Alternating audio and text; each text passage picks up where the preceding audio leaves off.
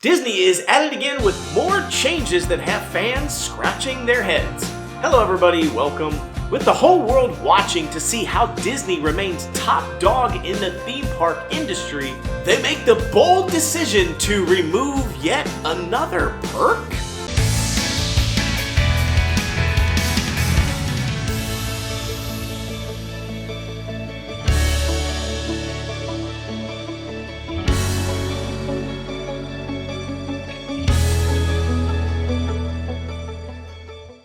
Well, here we go. I just did a video talking all about how the magic is back at Disney, how they're finally back. They brought back the nighttime parade entertainment at Disney's Magic Kingdom. And while not nearly as good as Spectro Magic, in my opinion, it's still a nice little parade. I like to say it is a parade that is visually stunning, but doesn't really have much of a story. It lacks a little bit of storytelling, a little bit of emotion. It just doesn't have that feeling built into it.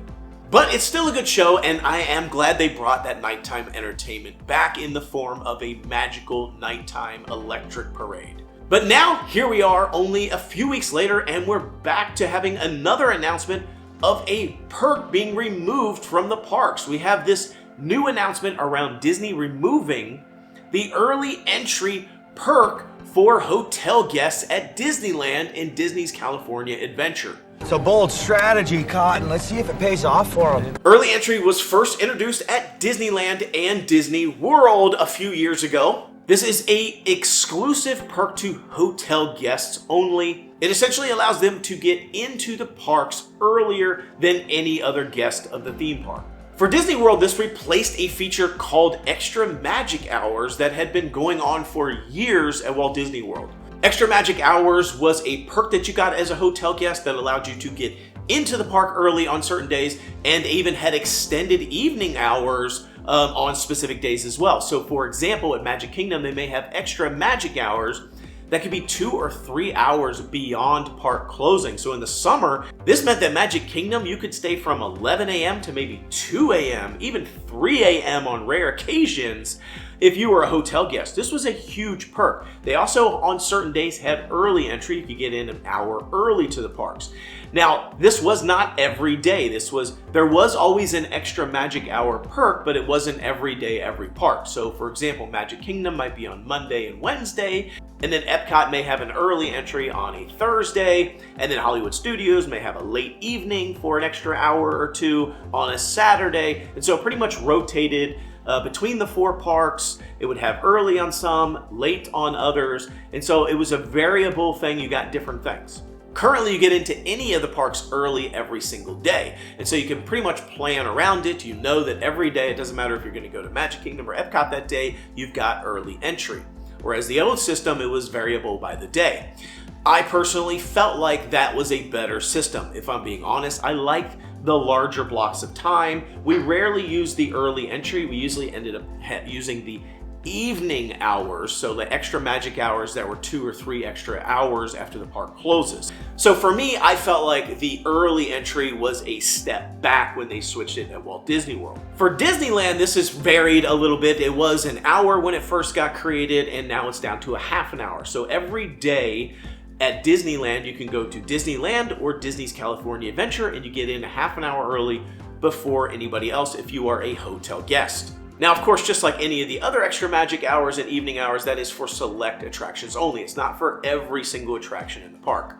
But now, that's gone. They're taking it away. It's going to be gone January 5th of 2026 will be the last day to use this. So after that, there will be no more early entry. Disney's reason for this is low usage. They're saying that not a lot of people are taking advantage of this early entry, and so it just doesn't make sense to keep it anymore. And while I think that's probably partly true, I think there's some other reasons behind it. If you look at Disneyland, it relies very heavily on locals. Locals are not necessarily staying on a Disney resort, a Disney property. They're kind of traveling in or going for the weekend or spending a day there. They're not staying at the hotels most likely on property very often. In addition, they only have 3 hotels that are on property. 3 hotels that qualify for the early entry. Those 3 hotels are the Disneyland Hotel, Disney's Grand Californian Hotel, and Disney's Pixar Pier Hotel. So only those 3 qualify. All the good neighbor hotels that they have for Disneyland do not qualify for early entry. So it's only 3 hotels total. Whereas you look at Disney World and they have 25 hotels. So it's a massive difference when it comes to early entry for Disney World. 25 hotels worth of people that are going to be taking advantage of early entry versus 3 hotels. So I can see why Disneyland would have far less usage of this perk. Essentially, it is a cost-cutting measure. They probably don't have enough people that stay in these hotels to justify all of the head count that they have to bring in, all the people that they have to staff early. So they're paying all these people to keep these attractions running, to open them earlier, for less people than what you would be getting at Disney World. But they are replacing this feature with a new feature, a new perk, as they call it. And what they're giving you is essentially a free Lightning Pass. They have a Lightning Pass system at Disneyland like they do at Disney World. It's called Lightning Pass Multi-Pass, and then they have single as well. The Multi-Pass allows you to use the Lightning Lane at any attraction that qualifies for it. So if you were to get this Lightning Lane Multi-Pass, each member of your party gets this Multi-Pass, and they can use that to skip the attractions. The only exceptions to that multi-pass are Rise of the Resistance over Disneyland and Disney's California Adventure. It's Radiator Springs. You can't use it on those 2. Those are individual Lightning Lane purchases only. But essentially, you can use this multi-pass on most of the any other rides, which on the surface sounds really good. Like, wow, great. Okay, I don't get early entry, but if I get a free Lightning Pass where I can use it on all these attractions, that's a win-win because I can ride a bunch of different stuff and I can do that throughout the entire day, if that's what you were getting. But it's not what you're getting. What you actually get is one single Lightning Lane entry for a attraction that qualifies under the Lightning Lane Multi-Pass, which means not Rise of the Resistance, not Radiator Springs, but you can use that one single time use pass on any of the other attractions that qualify. One. I didn't say all, just one, and one per person per stay. One use per person for your entire stay. For the stay. I didn't say every day of your stay.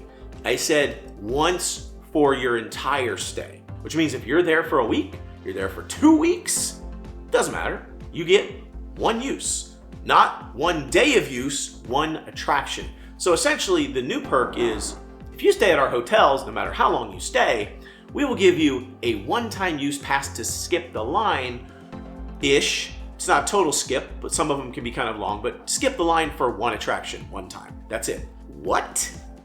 One Lightning Pass to skip one ride? That's all I get for staying on property? That's my perk? Instead of early entry, that's a half an hour for every day of my stay? Look, I'm not saying that early entry is amazing at Disneyland and California Adventure. You can get a few things done. Yes, you can stay ahead of the pack. Yes, if you know what you're doing. It's not amazing, but it is every day. And you can get more than one thing done if you know what you're doing. I'm really trying hard to be objective here. I'm really trying to think about Disney. I'm trying to put myself in their shoes. I'm trying to find the silver lining and the positivity here, but it's hard. I'm really not sure how anyone can hear this change and think that this is a good thing, that this is a better thing or even an equal thing to what you were getting before.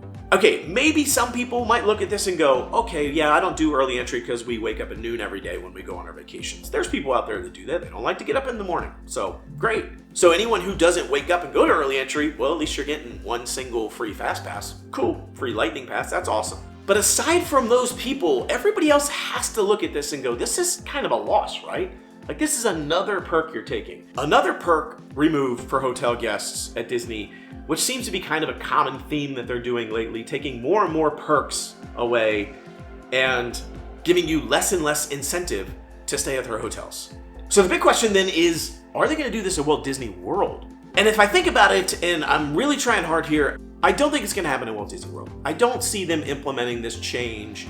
If they do change away from the early entry every day, I think it will maybe go back to something like extra magic hours to give some more flexibility there.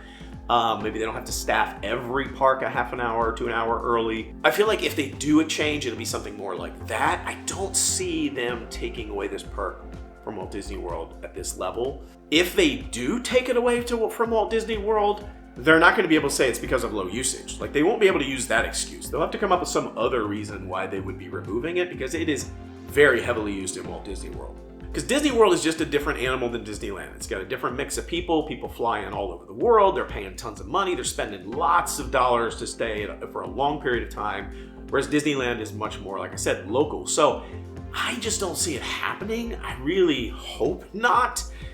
Again, if they do change it, I would be in favor of an extra magic hours coming back. I did like that variation. I like being able to stay at the parks later or go earlier if I wanted. I think that is a great perk that is missing. I'd love to see it make a return, but I don't see this change happening. So we're going to cross our fingers and say surely not, right? Some things just have to stay on the table. Like, we can't, there's things where they can cross the line and it's like, yeah, we forgive them and it's okay, but like, some things just gotta be there. I don't think this one's gonna go. So that's what I wanted to talk about today. That's what I've got. I'm curious your thoughts. Do you think this is a big deal? Are you excited about the change? Are you happy about getting that one-time use lightning pass for a single attraction? You don't take advantage of the, early entry anyway. What do you think? Is this less incentive to stay at their hotels? I'm curious. I'd love to hear from you in the comments. And what would you think if it happened in Walt Disney World? Would you be on the same page with me, which is like, yeah, that's like a really big problem. I'd love to hear from you. Be sure to comment, like, subscribe, and share. Until see you next time, the Noble Way is the easy way. Bye-bye, everybody.